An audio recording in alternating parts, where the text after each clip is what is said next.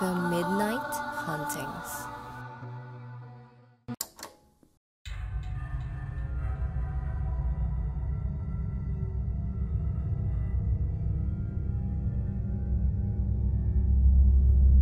Magandang araw mga ka-midnight. Ako si Rex. Ang kwentong ito ay ipinadala ng isa nating tagapakinig. At ito ay tungkol sa isang lalaki na tumutulong sa mga pulubi sa kanilang kanto. Kung saan nabalitang isa-isang pinapatay ang mga ito tuwing gabi. Ako po si Alan. At ang aking kwento ay nangyari ilang taon na ang makalipas.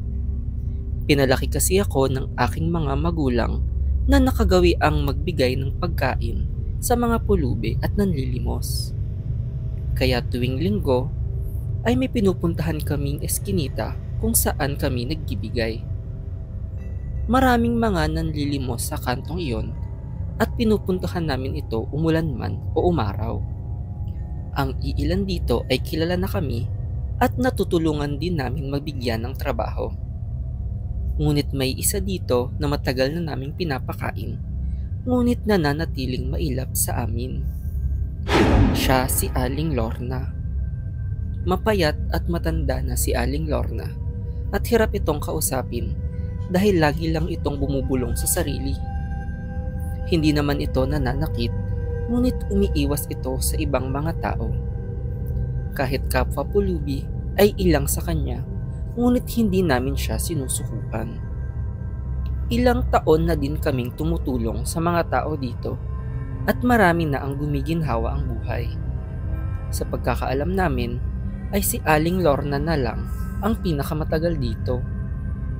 Lagi kaming nag-aabot ng mga pagkain, ngunit kahit sa amin ay hindi ito gaanong lumalapit. Sanay na kami sa aming mga ganap tuwing linggo, kaya medyo nakakabahala ang biglang mga balitang nasagap namin mula sa ibang mga pulubing pinapakain namin. Ayon sa kanila, may natagpuan daw na patay na nanlilimos sa aming kanto. Chop-chop daw ang katawan nito at tila ba tinanggalan ito ng mga laman loob. Kalat-kalat ang mga parte ng katawan nito sa iba't ibang mga basurahan. Nayanig ang buong barangay namin at pati mga pulis ay nagbabala na sa mga pulubi dito. Kahit kami ay natakot dahil kakilala namin ang pinatay na pulubi. Nagulat din kami na pinagbawalan na kami ng mga pulis na dumaan-daan sa kalsadang iyon, lalo na kapag gabi. Nag-alangan kami kung itutuloy ko pa ba, ngunit nanaig ang awa ko sa mga nakatira doon. Naisip kong mas kinakailangan ng aking tulong ng mga taong hindi ko mabibigyan at nakaasa sa aming pagkain na inaabot. Saktong nag-uulan din ng mga araw na yon, kaya mas nahabag ako kung hindi ko mabibigyan ang mga nanlilimos sa kantong iyon. Pagpunta ko sa kanto ay napansin kong parang nabawasan ang mga taong nakatambay at nanlilimos. Naghahanap-hanap ako kung may mga pamilyar na tao, ngunit maraming parte ng kanto ay nabakuran na. Paglingon ko ay tumambad sa aking muka ang isang pamilyar na imahe. Si Aling Lorna ay biglang lumapit sa akin at bumubulong ito nang hindi ko maintindihan. Pinipilit ko itong abutan ng pagkain, ngunit hindi ito nakikinig at hinihila ako papunta sa kanyang pwesto. Naisip kong baka natakot lang si Aling Lorna sa kanyang mga nabalitaan. Bigla itong lumuhod at nagmakaawa na tila humihingi ng tulong sa akin. Pinipilit kong intindihin ang kanyang sinasabi, ngunit paulit-ulit lang itong humihingi ng tulong. Pinakalmo ko ito para huminahon at nagulat sa kanyang ipiniliwanag sa akin. Sinasabi niyang may nakita siyang lalaki nung gabing iyon at nakita niya kung paano nito pinatay ang kapwa niyang pulubi sa kanto. Nagtatago daw siya dahil baka siya ang susunod na mabiktima. Nang ayain ko siya na samahan ko, ay bigla itong tumakbo palayo sa akin. Tinangka kong habulin si Aling Lorna, ngunit hindi ko na ito mahagilap. Sa mga sumunod na gabi ay pinaghahanap pa din namin siya. Ilang araw ang lumipas at napansin naming bumalik na ang ibang mga pulubi at nagtanong-tanong kami sa kanila.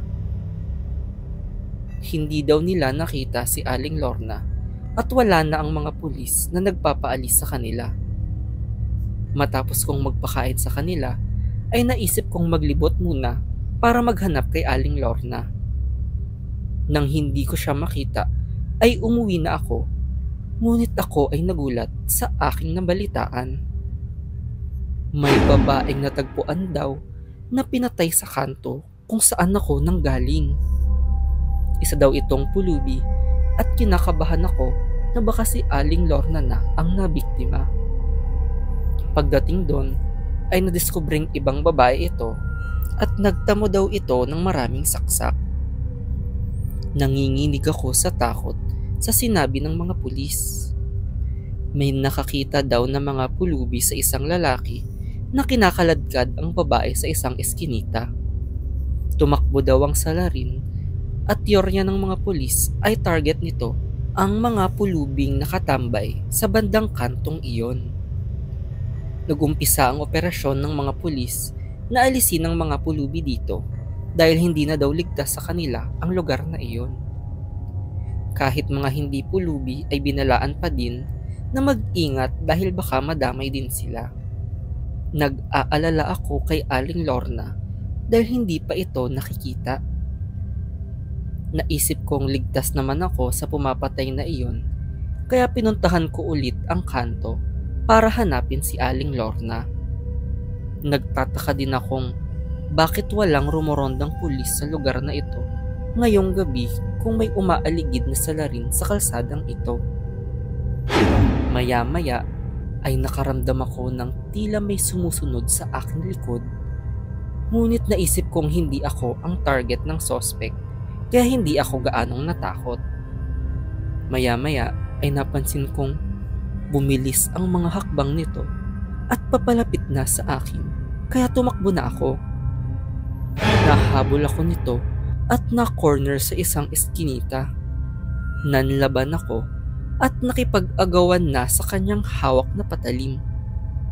Nasugatan niya ako ilang beses at nawalan ako ng pag-asang may makatulong sa akin. Nagulat ako nang may hugis na biglang tumakbo papalapit sa amin. Kumapit si Aling Lorna sa likod ng lalaki at pinagpupupukpok ito sa ulo hanggang mabitawan nito ang hawak na kutsilyo. Saktong may mga nagdatingan ding mga pulis at nahuli nila ang suspect. Ipiniliwanag nilang ginawa nilang pain si Aling Lorna at may operasyon na hulihin ang suspect.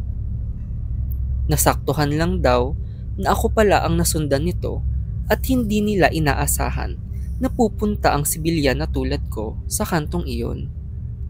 Planado na daw nila na ma-corner ito, ngunit dahil nakita ako ng suspect ay sa ibang lugar ito napunta. Laking pasasalamat kong nasundan ako ni Aling Lorna. Dahil kung hindi siya dumating sa tamang panahon, ay baka natuluyan na akong mabiktima. Sabi ng aking pamilya na bumalik lang sa akin ang tulong na binibigay ko tuwing nagpapakain sa eskinita. Ngayon ay tinulungan na namin na maging maayos ang buhay ni Aling Lorna. Kaya nagpapasalamat din ako sa turo sa akin ng aking mga magulang na huwag maging madamot at maging matulungin sa kapwang nangangailangan. Hindi natin alam na baka sila din ang tutulong sa atin. Na ang liligtas pala sa akin ay isang pulubi sa kanto.